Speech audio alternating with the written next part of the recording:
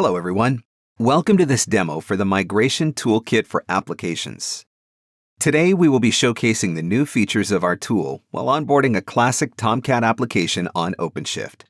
The user experience in MTA revolves around the application inventory, allowing organizations to have a holistic view of their application portfolio. The inventory also offers seamless integration with other tools, like the assessment and analysis modules, to surface information about the portfolio at scale. As the portfolio goes through the different processes available in the tool, surfaced information will be stored individually in each application profile. That includes metrics such as risk level, the effort required to migrate, precise data about issues that need to be solved, and the application's technology stack.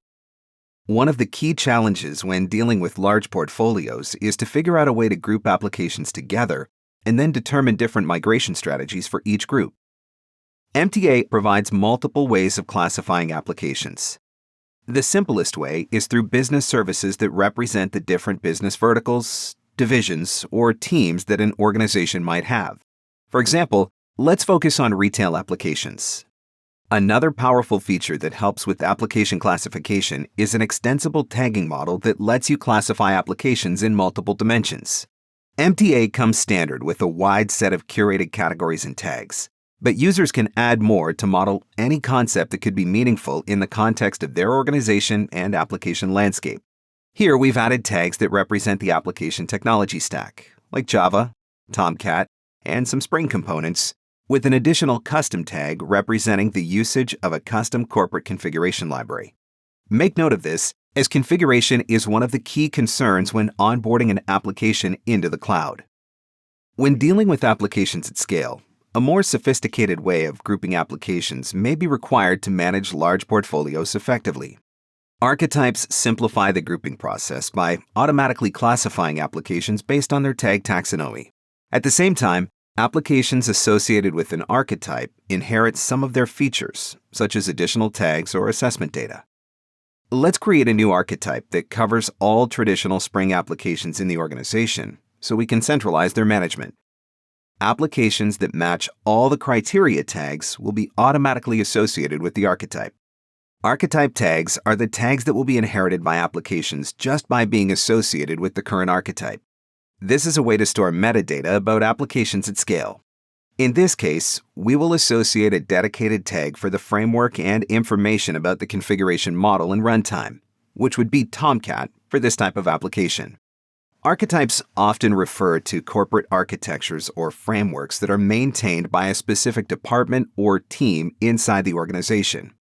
You can also include the relevant stakeholders associated with an archetype. As you can see, the archetype has already been associated with two applications automatically. One of these applications should be our customer's application. The application profile effectively reveals that the customer's application has been associated to the Summer Framework archetype.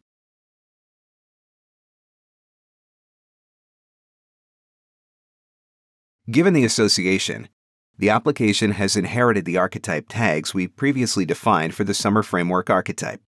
The assessment module provides a high-level overview of a given application or archetype through the use of questionnaires. The tool ships with a containerization questionnaire included, with more curated questionnaires coming in future releases. MTA also makes it possible to author custom questionnaires by using a YAML syntax. Returning to our previous example, and considering that both archetypes and applications can be assessed, we'll move forward by assessing the Summer Framework archetype we created earlier. So whatever findings we make during the assessment are applied to all the associated applications in the portfolio. The first step will be to select a questionnaire from the list. Let's go with the defaults and stick to the containerization questionnaire that's included with MTA. You can think of a questionnaire as the script for having a meaningful conversation. Because the conversation will potentially involve multiple stakeholders, it's important to document them in case it's necessary to reach out later to ask for clarifications. The containerization questionnaire aims to determine the suitability for containerization for a given application. It covers all the different areas of the application landscape, including technology, architecture, application lifecycle management, licensing, and associated processes. These questions enable the tool to identify potential risks that might prevent the application associated with this archetype from running in containers or may require an adjustment. Let's skip forward to see what risks were found. The review screen shows you the risks identified during the assessment so you can decide which migration strategy to follow based on that. In our assessment, MTA found some medium and high risks. We can take a look at them by scrolling down to the list of risks. It looks like the archetype defines a discovery mechanism that is not cloud-friendly. That makes sense because associated applications are deployed in a traditional platform and access a database through a static IP. As stated before, the archetype uses a custom configuration library that happens to load configurations from multiple paths on the file system. That is definitely an anti-pattern for cloud deployments, so we will need to find where that library is used in associated applications and replace it with a more cloud-friendly approach. Knowing that changes are required in the source code to adapt applications associated to this archetype, we can use the refactor strategy. We believe that only the configuration library needs to be replaced and should require minimal effort. Since this archetype has been identified as essential for the business, criticality and priority should be set to the max. We can now save to check or adjust it later on if we want to. It's clear that we need to dig deeper into applications associated with the Summer Framework archetype to identify everywhere the custom configuration library is being used and what needs to be done to remove it. For that, we can use the analysis module available in MTA. MTA includes a new analysis engine that will provide support for multiple languages in subsequent releases. This engine is capable of static code analysis against both source code and binaries. Analysis provides insights on the dependencies and technology stack of applications, and identifies potential issues that might prevent an application from running on a target platform. In order to demonstrate this feature, let's get back to our customer's application and run an analysis against it. The first step on the analysis wizard is to define the analysis mode.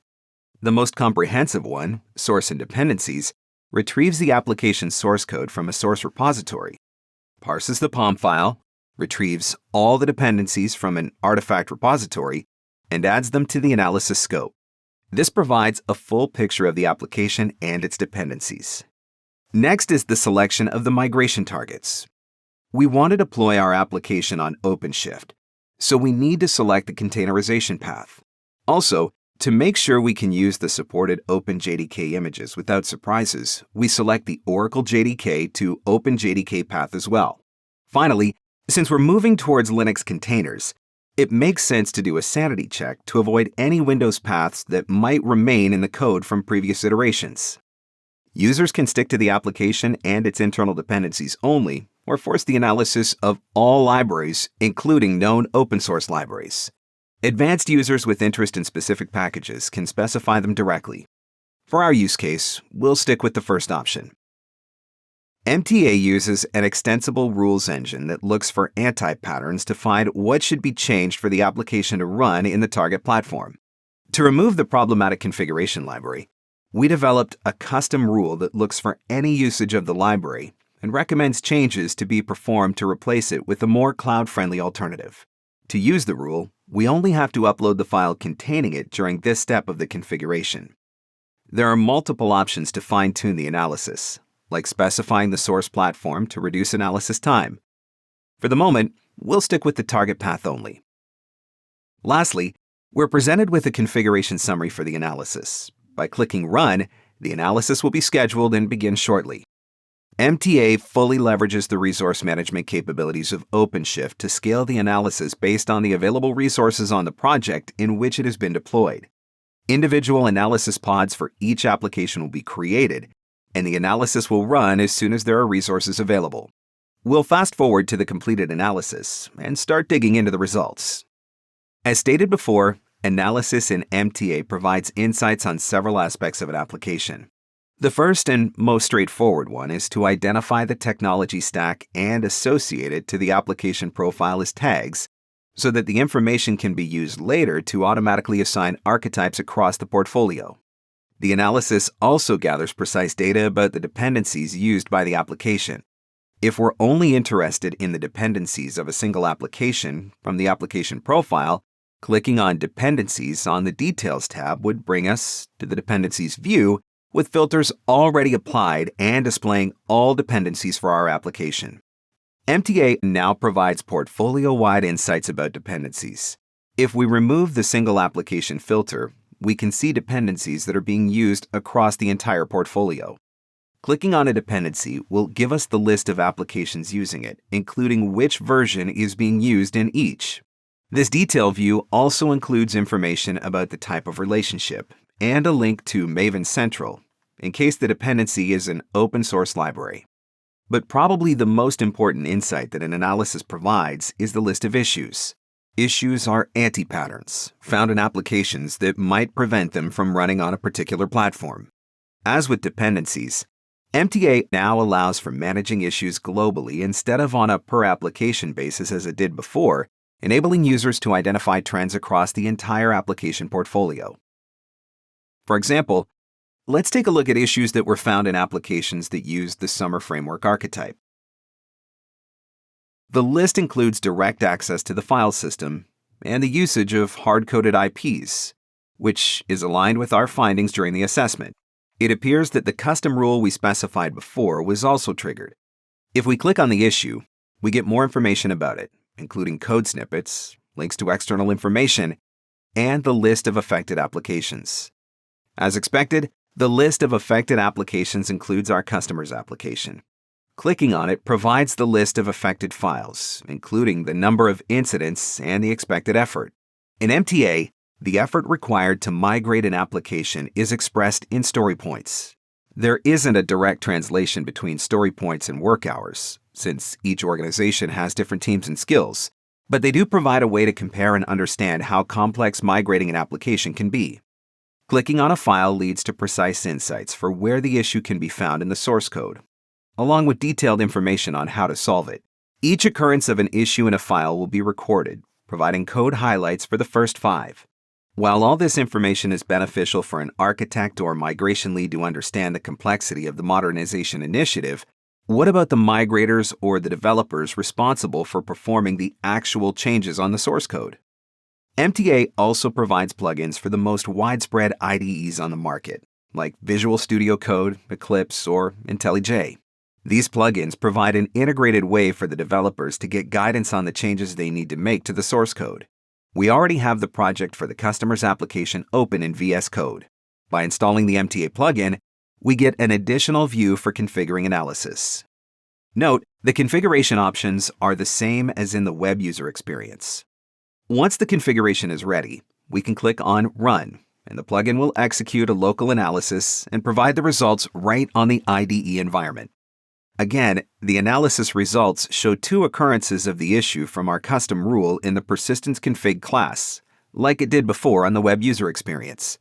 Clicking it brings us directly to the offending line in the source code, and the same details are offered to understand exactly what the problem is and what needs to be changed. Details will open side by side with the source code, highlighting the offending lines, providing all the required information for the migrators without having to move away from their IDE. The combined tools available in MTA provide a powerful way for an organization to manage, assess, and analyze its application portfolio. But it's only the beginning.